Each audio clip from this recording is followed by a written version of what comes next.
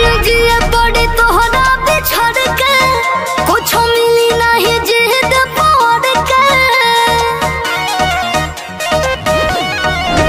जान जिए पड़े तोहरा बिछड़ के, कुछ मिली नहीं जिद पड़ के।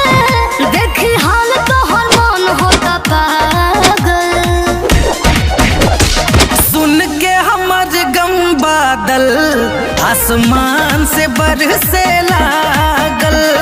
सुन के हमर गम बादल आसमान से बरसे लागल। आसमान से बरसे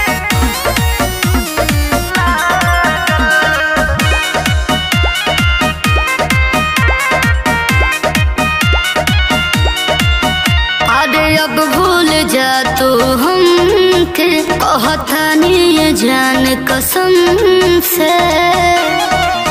मान जा तड़प तड़प के जिया तानी हम, दिखी नहीं तोहरा ई दिल के जख्म। होवे लोड देखो अखिया के काजल। सुन के हमर गम बादल आसमान से बरसे लागल। सुन के हमर गम बादल आसमान से बरसे लागल। आसमान से बरसे